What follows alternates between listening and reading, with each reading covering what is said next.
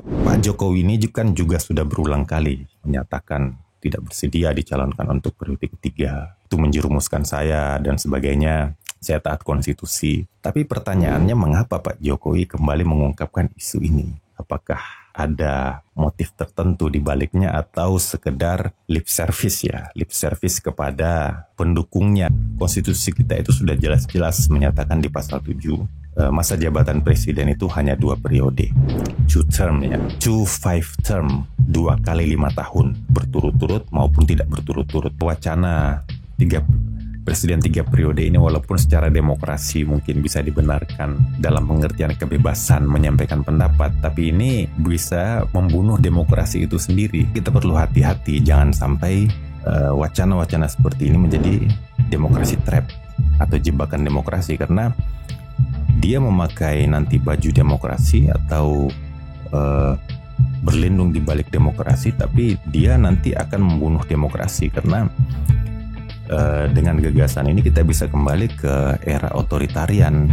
Upaya untuk menambah masa jabatan ini bukan cuma terjadi di Indonesia, di negara lain pun terjadi, dan isu ini menjadi isu yang sebenarnya tidak populer ya. Jadi di Nigeria itu ada Presiden Olusegun Obasanjo. Dia itu juga ingin menjabat kembali menjadi presiden untuk periode ketiga. Dia minta nasihat kepada George Walker Bush bagaimana caranya untuk melakukan amandemen konstitusi untuk memperpanjang masa jabatan presiden Nigeria. Tapi ternyata George Bush justru tidak mendukung keinginan Obasanjo itu. Di bukunya Condoleezza Rice itu, Bush bilang, sudahlah, tidak usah maju 3 periode, jadilah seorang patriot. Tapi ternyata Obasanjo maju terus. Dan ada kemudian skandal besar yang terjadi karena kasus ini, yaitu penggunaan uang negara yang digunakan untuk kampanye presiden 3 periode ini. Agendanya Obasanjo ini itu melibatkan uang sampai $500 juta. Konon katanya seperti itu, walau alam. $500 juta ini setara dengan 7,5 triliun ya, untuk menyuap para legislator korup supaya bisa mendukung third term agenda itu. Tapi akhirnya gara-gara agenda 3 periode yang gagal itu, akhirnya Obasanjo justru menjadi olok-olok. Dan sampai hari ini persoalan agenda 3 periode itu masih dibahas dan menjadi contoh di mana-mana.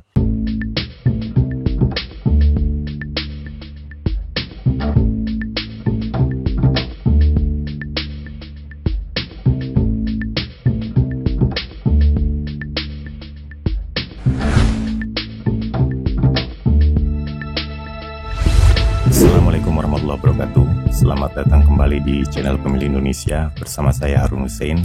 Pada episode ini kita akan membahas isu presiden 3 periode. Kebetulan isu ini sedang naik daun.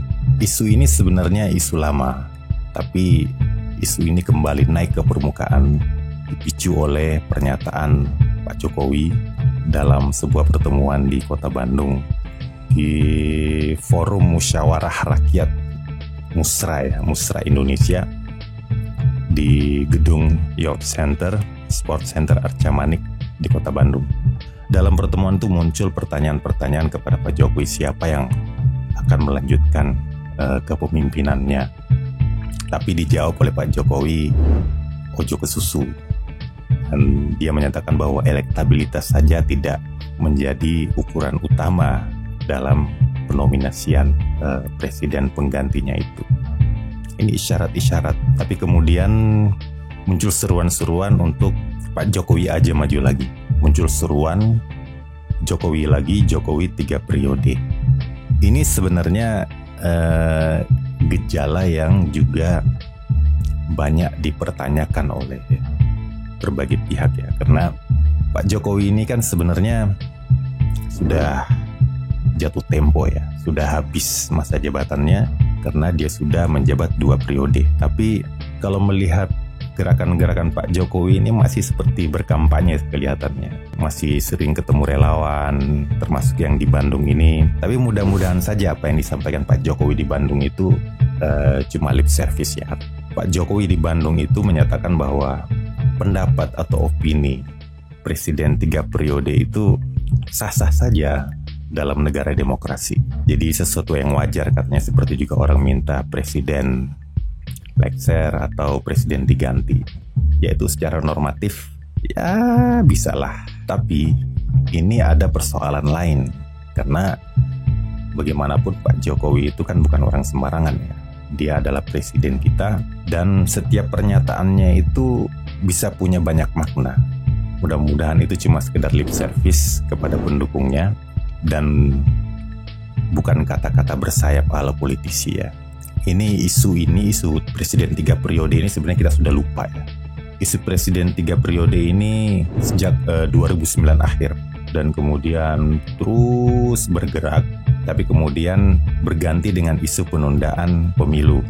Setelah penundaan pemilu selesai, muncul lagi isu baru, terbentuknya koalisi di dalam koalisi Indonesia Bersatu, 3 partai, Golkar, PAN, dan P3 ya, yang dibaca oleh sebagian kalangan dia seakan-akan seperti skoci penyelamat kalau terjadi sesuatu nanti dalam pemilu 2024 nanti berkaitan dengan pencalonan presiden.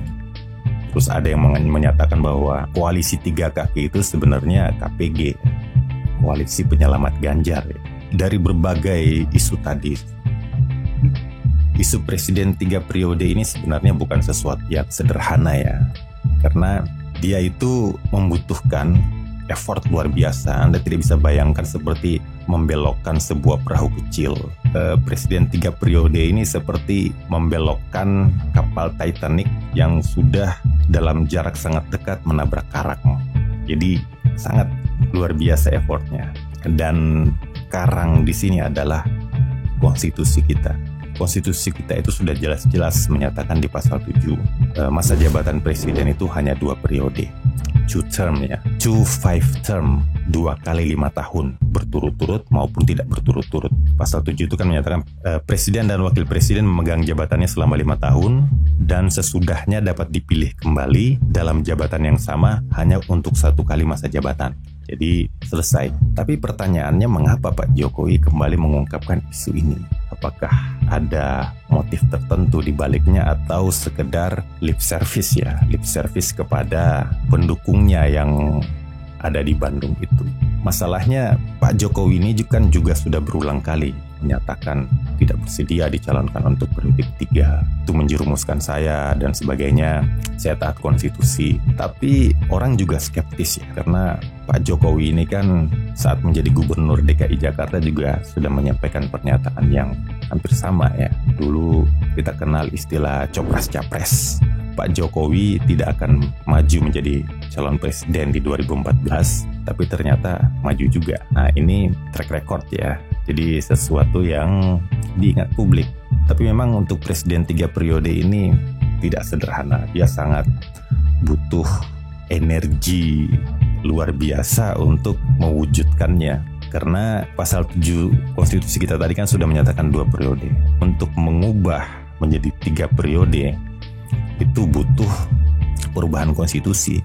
Dan perubahan konstitusi kita itu pasal 37 Undang-Undang Dasar 1945 itu menyatakan bahwa dia itu diusulkan oleh sepertiga anggota MPR. MPR kita itu kan joint session dari DPR dan DPD ya.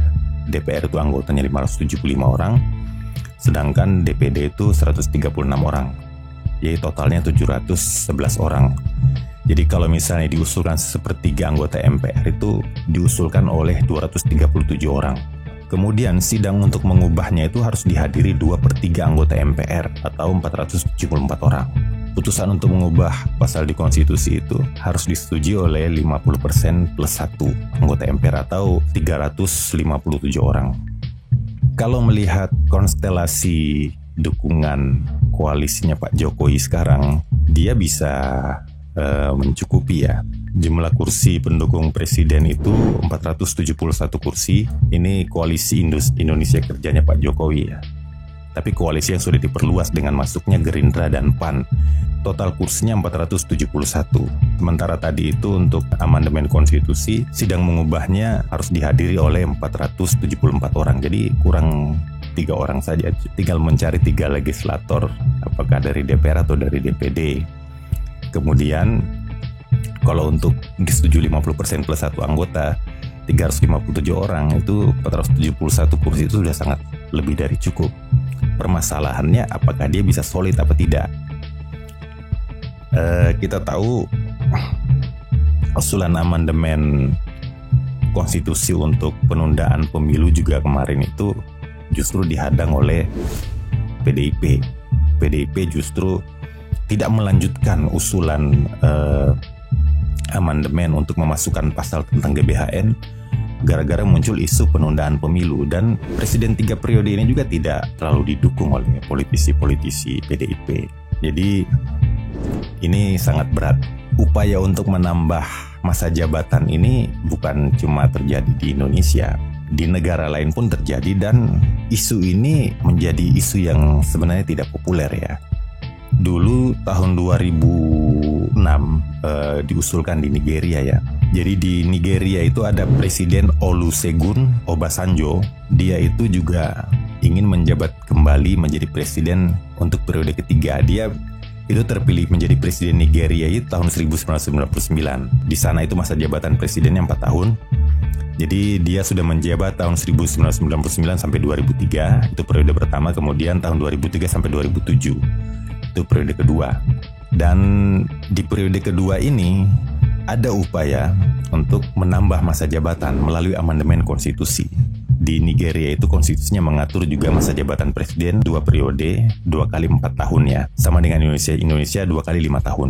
Olusegun Obasanjo ini dari PDP, People Democratic Party. Jadi Partai Rakyat Demokratik di Nigeria. Dan ada kemudian skandal besar yang terjadi karena kasus ini, yaitu penggunaan uang negara yang digunakan untuk kampanye presiden 3 periode ini. Jadi Obasanjo ini dinilai mengupayakan untuk menjadi presiden 3 periode melalui amandemen konstitusi. Dia sudah masukkan itu ke parlemen, dan ternyata dia itu tidak didukung justru oleh partainya sendiri. Jadi dulu itu dia punya wakil presiden Atiku Abubakar. Atiku Abubakar itu menolak sama sekali upaya Obasanjo untuk menjadi presiden 3 periode. Dan kemudian dia justru juga ditentang oleh anggota-anggota partainya di DPR maupun di Senat. Kalau misalnya dia didukung partainya untuk amandemen konstitusi untuk kepentingan masa jabatan presiden itu, sebenarnya mudah saja karena kursinya mayoritas. Jadi mayoritas di Senat maupun di DPR. Tapi partainya ternyata menolak. Jadi upaya Obasanjo untuk mewujudkan masa jabatan periode ketiga melalui amandemen konstitusi itu ditolak oleh Senat pada 16 Mei tahun 2006, atau persis 1 tahun sebelum pemilu ya, atau ya 10 bulan. Karena pemilunya kan April 2007 ya. Dan kemudian dia gagal. Dia akhirnya turun setelah selesainya pemilu bulan April tahun 2007 itu. Tapi kasusnya tidak berhenti. Jadi Obasanjo ini kemudian diwawancari sebuah stasiun televisi, dan dia menyatakan, saya tidak terlibat dalam perpanjangan masa jabatan ini. Dia menyatakan saya tidak terlibat dalam gerakan third term agenda. Jadi di sana dikenal dengan third term agenda. Jadi agenda 3 periode. Jadi kata dia, saya tidak pernah bermain-main dengan gagasan masa jabatan ketiga. Itu justru usulan masa jabatan itu dimasukkan oleh anggota parlemen. Dan kemudian dibantah pernyataan Obasanjo itu oleh para politisi di Nigeria, termasuk para politisi dari partainya sendiri. Dulu waktu Senat itu menolak untuk memperpanjang masa jabatan presiden itu, Senatnya itu justru dipimpin oleh orang dari PDP, dari Partai Rakyat Demokratik Nigeria. Dan waktu itu presiden senatnya, jadi di sana pakai ketua senat itu pakai istilah presiden, akhirnya bercerita, dia ungkap ke publik bahwa waktu dia terpilih menjadi ketua senat, menjadi presiden senat, dia didatangi oleh Obasanjo, dan dia menyatakan bahwa Obasanjo itu sudah menyiapkan 8 miliar naira untuk menyuap para legislator korup supaya bisa mendukung third term agenda itu. Dia bilang, bagaimana mungkin orang ini, Obasanjo maksudnya, bagaimana mungkin Obasanjo ini bisa mengelak, padahal kata presiden senat ini, Obasanjo itulah yang justru otak dibalik third term agenda itu. Dan dia sudah menyiapkan uang banyak untuk itu. Dan uang itu berasal dari selisih penjualan minyak.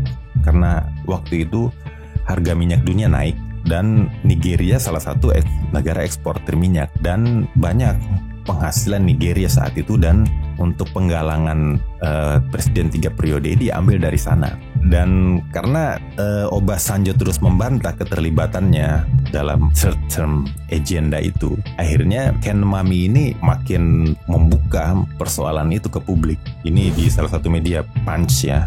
Obasanjo is a joker, liar, he was behind the third term agenda.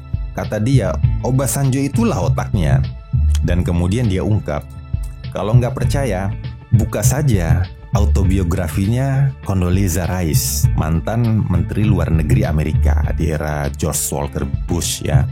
Jadi dalam bukunya Condoleezza Rice itu, kata Ken Mami itu, halaman 628 atau 638 itu tertulis pertemuan antara Obasanjo dengan George Walker Bush. Jadi dia minta nasihat kepada George Walker Bush bagaimana caranya untuk melakukan amandemen konstitusi untuk memperpanjang masa jabatan Presiden Nigeria. Tapi ternyata George Bush justru tidak mendukung keinginan Obasanjo itu.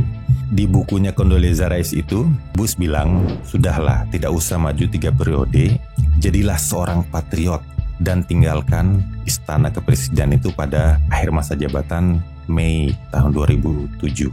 Jadi seorang George Walker Bush pun menilai mengakhiri masa jabatan sesuai masa jabatan presiden itu sebagai suatu tindakan yang patriotik. Tapi ternyata Obasanjo maju terus.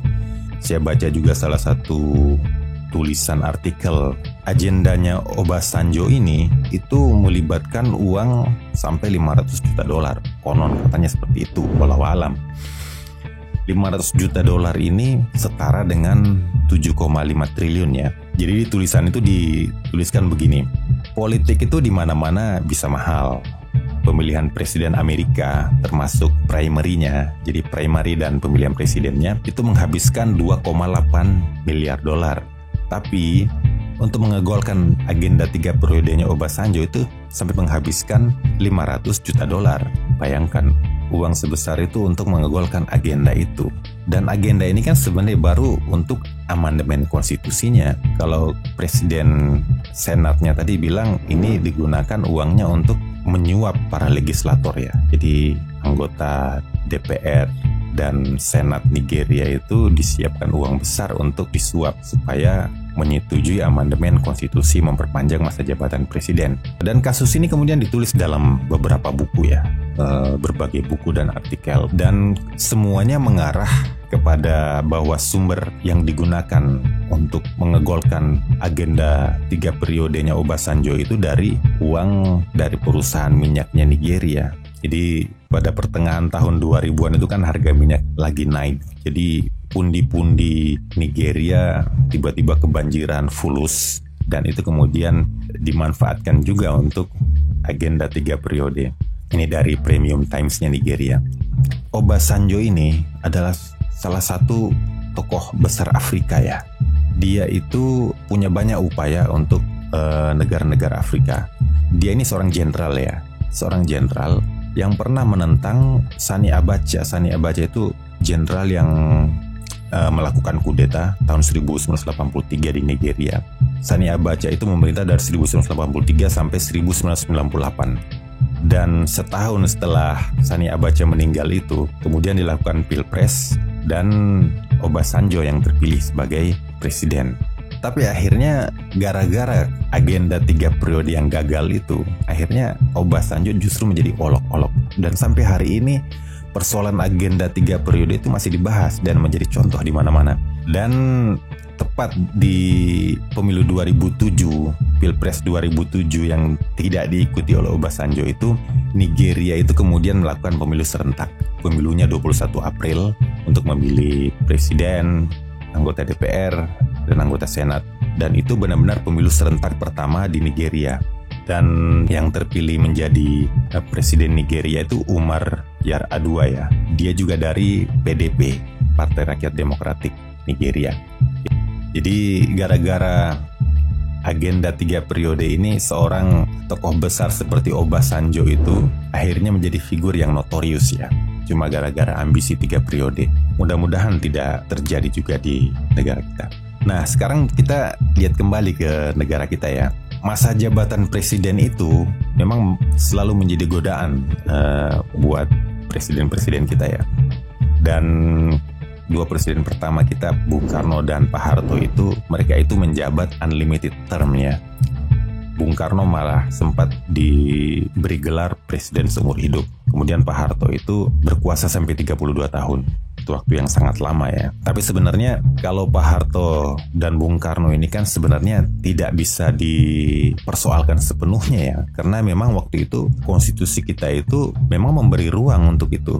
Berbeda dengan sekarang yang sudah memberi batasannya di konstitusi yang sekarang. Dalam konstitusi yang lama itu di pasal 7 itu dikatakan begini. Presiden dan wakil presiden memegang jabatannya selama masa 5 tahun dan sesudahnya dapat dipilih kembali. Jadi setelah 5 tahun dipilih kembali, setelah 5 tahun dipilih kembali, setelah 5 tahun dipilih kembali, setelah 5 tahun dipilih kembali. Jadi itu sebenarnya unlimited term. Apakah maknanya seperti itu atau tidak ya? Dan memang waktu itu pengaturan tentang jabatan presiden 2 periode itu belum ada ya. Termasuk founding fathers kita itu kan banyak juga belajar dari konstitusinya Amerika ya. Tapi Amerika sendiri itu baru mengatur secara strict masa jabatan presiden 2 periode itu tahun 1947 lewat amandemen konstitusi juga, amandemen ke-22. Nanti kita akan bahas. Sementara konstitusi kita kan dirancang dan disahkan itu pada tahun 1945. Tapi sebenarnya di Amerika itu juga walaupun tidak tertulis, presiden itu paling lama menjabat 2 periode. Sejak George Washington, Thomas Jefferson, Abraham Lincoln, banyak juga yang 1 periode itu. Nah, nanti kita akan bahas secara panjang lebar kenapa kemudian mereka membatasi masa jabatan presidennya menjadi hanya 2 periode secara eksplisit. Jadi, kalau Bung Karno dan Pak Harto itu memang karena ada ambiguitas di konstitusi kita ya, pasal 7 itu bisa multitafsir. Akhirnya dengan pasal itulah mereka bisa menjabat sangat lama ya. Pembatasan masa jabatan presiden ini menjadi salah satu agenda utama reformasi karena belajar dari pengalaman-pengalaman sebelumnya, terutama berkuasanya Pak Harto sampai 32 tahun itu. Dan kemudian waktu dilakukan amandemen konstitusi kita itu 4 kali ya, dari 1909, 2000, 2001, 2002. Jadi dari 4 kali amandemen konstitusi itu, salah satu pasal yang pertama dirombak itu ya pasal 7 itu. Pasal 7 yang mengatur masa jabatan presiden. Jadi kalau di naskah konstitusi kita itu, pasal 7 itu dikasih bintang 1. Jadi artinya itu menandakan bahwa dia itu hasil amandemen pertama. Kalau bintangnya 2, amandemen kedua, bintangnya 3, amandemen ketiga, bintangnya 4, amandemen keempat. Jadi ini salah satu sasaran utama karena dianggap menjadi biang keladi dari otoritarianisme yang terjadi di Indonesia. Ini pasal ini kalau tidak segera dirombak akan menjadi jalan untuk orang-orang otoriter. Jadi bahaya, otoritarianisme akan kembali kalau misalnya tidak ada pembatasan masa jabatan presiden. Jadi makanya saya kadang-kadang ada orang bilang kita kembali ke Undang-Undang Dasar 1945 yang asli. Itu maksudnya bagaimana? Anda mau kembali ke zaman otoriter lagi atau bagaimana? Kembali ke UUD 45 itu Anda memberi kertas kosong kepada presiden untuk menjabat seperti era-era sebelumnya. Jadi makanya orang-orang yang ngomong kembali ke UUD 45 yang asli itu gak mikir juga ya. Perpanjangan masa jabatan presiden kan selalu retorikanya demokrasi rakyat. Ya selama dikehendaki rakyat kita maju lagi. Ya, sekarang juga kan begitu. Nanti retorikanya ya atas nama demokrasi, kalau rakyat menghendaki, itu kan retorika politisi ya. Retorika politisi yang sedang memburu jabatan. Jadi masalah 3 periode ini, perpanjangan masa jabatan ini pada akhirnya menimbulkan banyak masalah. Nggak di Nigeria, nggak di Indonesia. Penguasa itu selalu ingin unlimited term. Orang ingin berkuasa, sekali berkuasa tetap berkuasa. Makanya ada istilah gila kuasa. Jadi kata Hamka, saya pernah membaca tulisannya Hamka, kekuasaan itu membuat orang jadi gila. Namanya gila kuasa. Dan itu ternyata benar, di mana-mana seperti itu. menurut saya wacana presiden 3 periode ini walaupun secara demokrasi mungkin bisa dibenarkan dalam pengertian kebebasan menyampaikan pendapat, tapi ini bisa membunuh demokrasi itu sendiri. Kita perlu hati-hati jangan sampai wacana-wacana seperti ini menjadi demokrasi trap atau jebakan demokrasi, karena dia memakai nanti baju demokrasi atau berlindung di balik demokrasi, tapi dia nanti akan membunuh demokrasi karena dengan gagasan ini kita bisa kembali ke era otoritarian. Dan sebenarnya kan masa jabatan panjang atau pendek itu sebenarnya tidak terlalu berpengaruh juga terhadap reputasi atau legasi seorang presiden ya. Banyak presiden dan pemimpin dunia yang menjabat dalam waktu singkat tapi legasinya tetap abadi. Dan banyak pula pemimpin-pemimpin dunia termasuk pemimpin di Indonesia yang masa jabatannya panjang tapi dalam memori kita bukan sesuatu yang baik ya. Dia bahkan sesuatu yang kita anggap buruk. Jadi buat apa masa jabatan yang lama itu? Jadi menurut saya gagasan seperti ini, jabatan 3 periode itu sudahlah, enough is enough. Menurut saya ya memang dalam politik itu segala sesuatu mungkin terjadi. Politik itu kan the art of possibilities. Tapi ini bisa berbahaya, bisa menjadi demokrasi trap ya. Kalau kita biarkan di masa jabatan yang 2 periode itu bisa jadi lebih baik daripada misalnya diperpanjang buat yang bersangkutan maupun buat rakyat dan negara kita.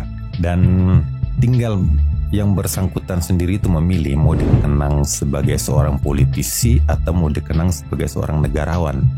Contoh kita itu misalnya di Amerika itu George Washington tidak mau ogah dipilih lebih dari 2 periode. Thomas Jefferson juga begitu. Dan banyak pemimpin lain yang memberi contoh kenegarawanan. Setiap orang ada masanya, setiap masa ada orangnya. Lebih baik kita jaga reformasi dan demokrasi kita supaya berjalan secara baik dan wajar, normal, dan jangan lagi kita mundur ke belakang. Seperti kata Abraham Lincoln, I walk slowly, but I never walk backward. Saya berjalan pelan tapi saya tidak berjalan mundur. Kita sudahi dulu obrolan kita ini. Kalau ada kritik, saran, dan komentar, silakan sampaikan di komentar. Jangan lupa juga di like, share, dan di subscribe. Dan pada akhirnya, Assalamualaikum warahmatullahi wabarakatuh. Sampai jumpa pada lain kesempatan.